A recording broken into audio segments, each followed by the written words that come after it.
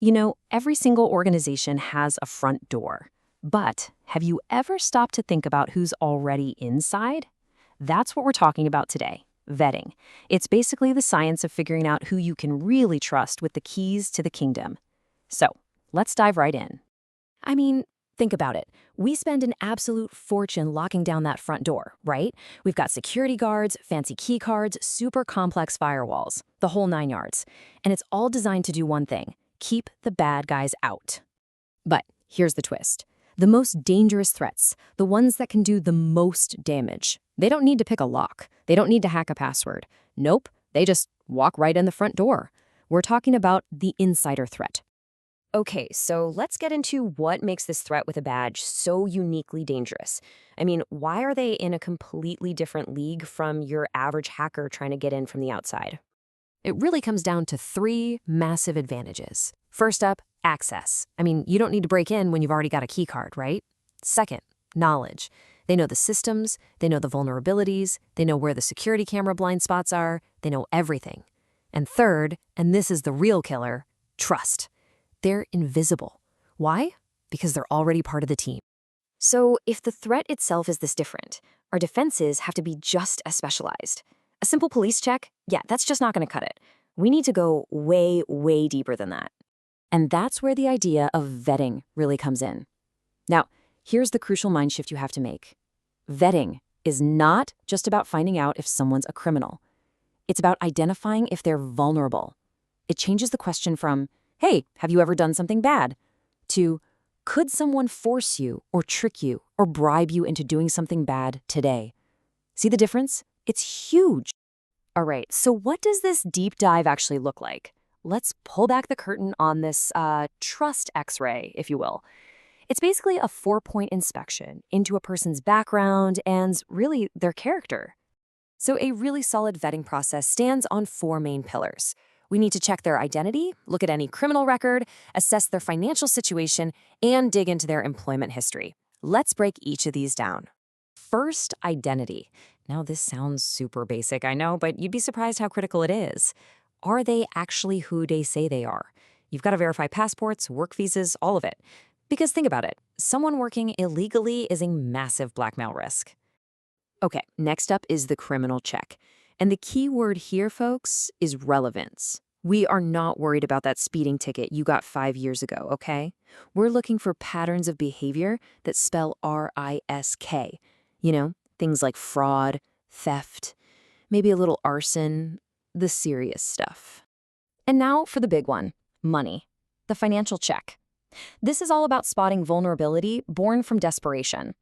If you've got an employee who's drowning in debt, maybe from gambling or just facing bankruptcy, well, they are a prime target. Imagine a competitor comes along. How much would it take to get that person to, say, just plug in a USB drive? To us, it might not seem like a lot, but to them, $10,000 could be a lifeline. And last but not least, we've got employment history. We're looking back over the last 5, maybe 10 years of their career. And yeah, we're checking for honesty, but more importantly, we're checking for continuity. And it's in those gaps, those little empty spaces, that you can find some of the biggest red flags imaginable. And just to show you how seriously this is taken, there's a security standard, BS7858, that is incredibly strict on this. It says, any gap in a person's employment history, any gap at all that's longer than 31 days, has to be investigated. We're talking 1 month. Yeah, 31 days. It doesn't sound like much, does it? But it forces you to ask a really important question. If someone can't explain what they were doing for a month, what on earth could they be hiding? And the possibilities are not great. I mean, were they in jail? Maybe. Were they secretly moonlighting for a competitor, feeding them your secrets? Could be. Or maybe they just can't hold down a job and they're trying to hide the fact they keep getting fired. That 31-day rule isn't just arbitrary. It's there for some very, very good reasons. But look, it's not a one-size-fits-all situation. Of course it's not.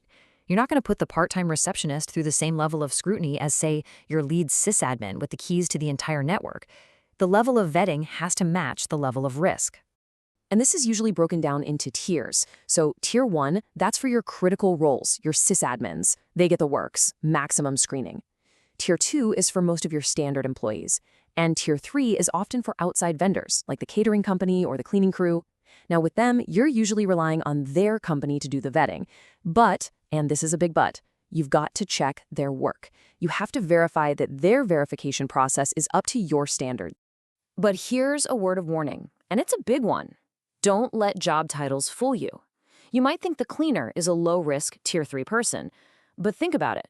Who has a key to every single office in the building? Who works when no one else is around? Suddenly, that cleaner looks a whole lot like a Tier 1 risk, don't? Okay, so you've done all the work, you've vetted everyone perfectly, you're totally safe now, right? Well, not so fast. Because here's the problem. People change. A background check is just a snapshot. It's what they looked like on one single day. Let's take a hypothetical guy. Let's call him Bob. You hire Bob in 2020. His background check is squeaky clean. He's perfect. But then, in 2022, life happens. He goes through a nasty divorce, develops a gambling problem. Fast forward to 2023, and now Bob is drowning in debt. He's desperate, he's vulnerable. That perfect background check you ran back in 2020, it's completely useless now.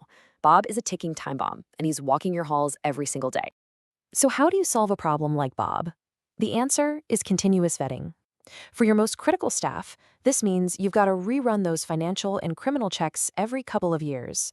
But it also means having a smart policy in place, like a clean slate policy.